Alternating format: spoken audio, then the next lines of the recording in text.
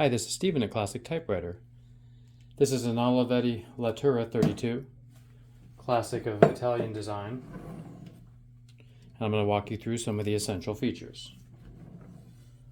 Notice that when it comes, this is the carriage lock, the switch that sticks out here.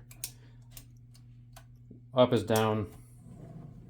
I was going to say up is down, left is right. It's a bad design. You'll notice when you flip this up, it disengages. When you flip it down, it should engage. Oftentimes it's bent, which is what it's doing now. It gets a little bit sticky. I tend to just disengage it. So if it's locked, then the machine won't work if it gets stuck locked.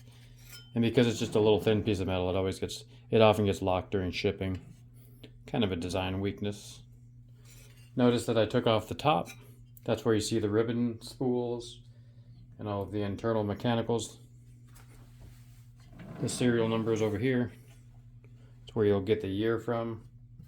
Notice that there's these curled nuts that come on and off of here. Lefty-loosey, which is standard. And without it, the machine won't work. So don't lose those. You can sometimes find replacements. It's just easier not to lose those. There's a later varietal that has a spring hinge right here that holds this in. Notice that the ribbon has to be fed correctly to reverse and feed correctly. This has teeth in the back. They just hook back in this notch. Got to get both sides, and then this spring will just push down. This carriage lever folds out, which is kind of cool. This is a button on the end of the carriage knob that makes it not ratchet. Carriage release levers here. Left and right margin settings. Paper support. Notice the little logo in the back here. Sometimes these are branded Underwood Olivetti or Olivetti Underwood. Sometimes this just says Lettera 32 and sometimes it says Olivetti 32. And this will say the point of where it was located when it was manufactured.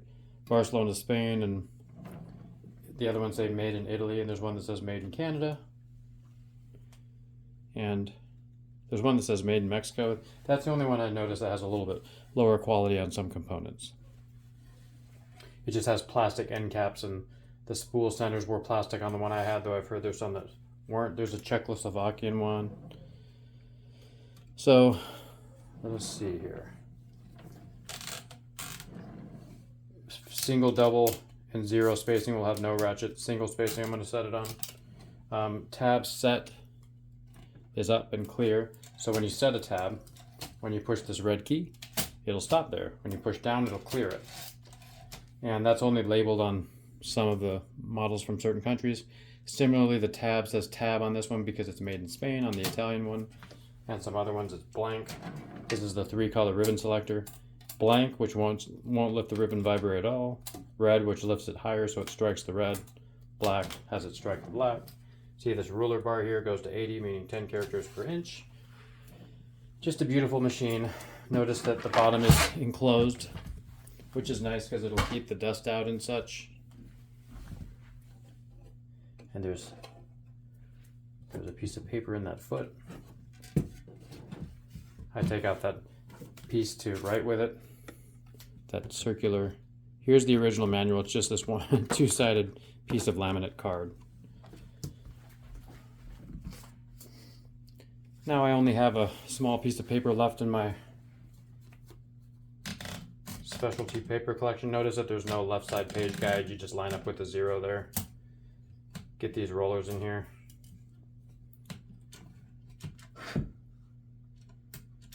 And I'm just going to do enough so you can get a sense of the feel and the look. I have it on red.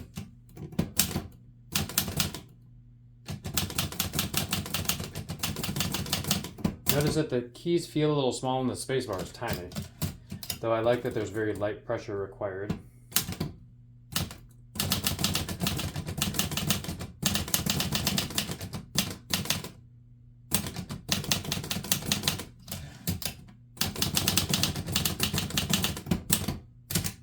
This one's almost perfect in the sense that this carriage slides so smoothly. This releases the paper rollers if you need to straighten out the paper. Have I forgotten any? Some of the drawbacks are just this tiny space bar because it's almost hard to hit. Like, just to save space, they really jammed it in there. Usually a space bar is like this, and there's a little bit of space in front, so you can just be sloppy with your thumb. This will have you being a lot more precise. This is the margin release, this unlabeled button in the corner here. And see, that's just a nice, simple typeface. Beautiful, Pica, classic. Some nice attention to detail like this little engraved logo here. You'll find this on the cover too, and the ribbon tins, if you have those things. Some of the brushes. This folds down to put the machine into the case. The case is a simple feature like this. It just sets in the case bottom, and then these zippers on these are usually broken, at least on one side. Notice that there's some little feet on the bottom.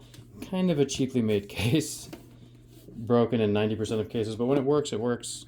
And you can fit these in just a bag or any number of other kinds of solutions. And that's it. Again, this is Steven at Classic Typewriter. I hope you enjoyed that tutorial on the Olivetti Lettera 32. Thank you so much.